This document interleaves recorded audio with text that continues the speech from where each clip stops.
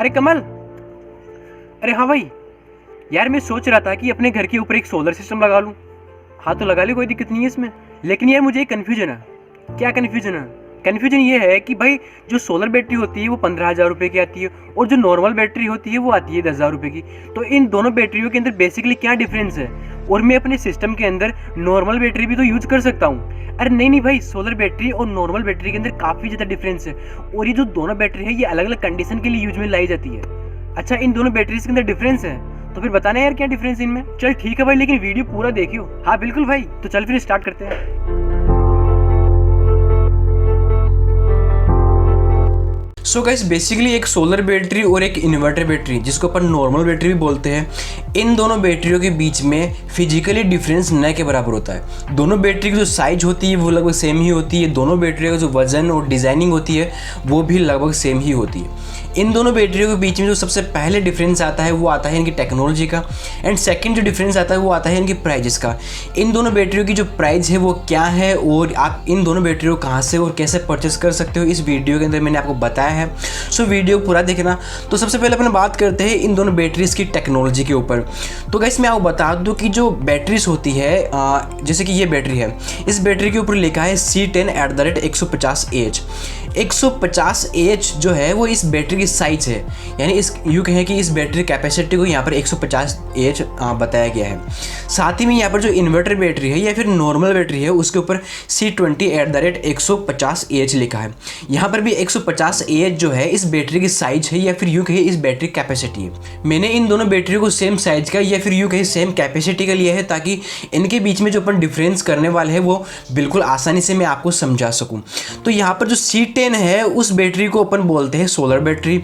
साथ ही में जहाँ पर C20 आता है उसको बोलते हैं इन्वर्टर बैटरी। ठीक है, अब सबसे बड़ा कन्फ्यूजन हमारा ये आता है कि भाई C10 और C20 जो अपन ने यहाँ पर लिखा है इसका मीन्स क्या होता है और ये क्या है।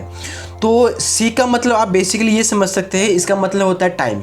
जैसे कि यहाँ पर लिखा है C10, तो इसका मतलब 10 का मतलब आप समझ सकते हैं हावर। साथ ही में यहाँ पर C20 लिखा है तो आप इस C20 का मतलब समझ सकते हैं कि ये 20 घंटे आपको बता रहा है। C10 का मतलब ये जो बैटरी है सोलर बैटरी, ये 10 घंटे के अंदर चार्ज और डिस्चार्ज होने की कैपेसिटी रखती है। ठीक है, साथ ही में जो इन्वर्टर बैटरी है इसके ऊपर C20 लिखा है। C20 का मीन्स ये जो बैटरी है ये 20 घंटे के अंदर चार्ज एंड डिस्चार्ज होने की कैपेसिटी रखती है। अब अपन इन दोनों बैटरियों की जो टेक्नोलॉजी है उनको थोड़ा डीपली समझने की कोशिश करते हैं। देखिए गाइस, सोलर बैटरी है, सोलर बैटरी के ऊपर जाहिर सी बात है C10@150Ah लिखा होता है। C10 ऐसी टेक्नोलॉजी है, साथ ही 150Ah बैटरी की साइज है। यहाँ पर अपन क्या करने वाले हैं कि 150 जो इस बैटरी की साइज है उसके ऊपर 10 हावर्स जो मैंने C को आपका टाइम बताया ना, इसका अपन इसको डिवाइड करेंगे। तो यहाँ पर डिवाइड करेंगे तो यहाँ पर जो आंसर आएंगे वो आएंगे 15। तो H से H क्रॉस हो गया तो बचे A, तो A यहाँ पर अपने लिख दिया, तो 15A का मतलब हो गया 15 एम्पियर। यानी कि हमारी जो C10 टेक्नोलॉजी की बैटरी है या सोलर बैटरी है वो 15 एम्पियर से चार्ज एंड डिस्चार्ज होने की कैपेसिटी रखती है। ठीक है, और दूसरी तरफ अपनी जो नॉर्मल बैटरी है उसके ऊपर C20@150Ah लिखा है। C20 इसकी टेक्नोलॉजी है, 150Ah इस बैटरी की साइज। अब अपन क्या करेंगे कि 150Ah के अंदर 20H यानी कि यहाँ पर जो 20 लिखा है इसको अपन हावर्स मानते हैं। तो 150Ah को अपन 20 हावर्स से अगर डिवाइड करते हैं तो हमें जो आंसर मिलता है वो मिलता है 7.5 एम्पियर। यानी कि हमारी जो C10 टेक्नोलॉजी बैटरी है या फिर जो नॉर्मल बैटरी है वो 7.5 एम्पियर से चार्ज एंड डिस्चार्ज होने की कैपेसिटी रखती है। कुल मिलाएगा इस अपन एक चीज़ समझ चुके हैं कि जो नॉर्मल बैटरी है वो 20 घंटे के अंदर चार्ज एंड डिस्चार्ज होने की कैपेसिटी रखती है। ठीक है, दूसरी तरफ सोलर बैटरी जो है वो 10 घंटे के अंदर चार्ज एंड डिस्चार्ज होने की कैपेसिटी रखता है। मतलब सोलर बैटरी इन्वर्टर बैटरी के मुकाबले आधे टाइम के अंदर ही चार्ज एंड डिस्चार्ज हो सकती है। सो गाइस, अब हमारे सामने यहाँ पर सबसे बड़ा क्वेश्चन ये निकल के आता है कि भाई हम अपने घर के अंदर जो नॉर्मल इन्वर्टर इंस्टॉल करते हैं, जिस इन्वर्टर को अपन पावर बैकअप लेने के लिए इंस्टॉल करते हैं, उस इन्वर्टर के साथ अपन नॉर्मल बैटरी या फिर यूँ कहीं C20 बैटरी ही क्यों इंस्टॉल करते हैं। तो गाइस मैं आपको बता दूं कि हम अपने घर के अंदर जो नॉर्मल इन्वर्टर इंस्टॉल करते हैं उस इन्वर्टर को इंस्टॉल करने का हमारा जो बेसिकली मकसद होता है वो ये होता है कि हमारे घर के अंदर लगभग 15 से 20 घंटे लाइट आती है और 3 से 4 घंटे या फिर यूँ के 5 घंटे लाइट जाने की पॉसिबिलिटी होती है।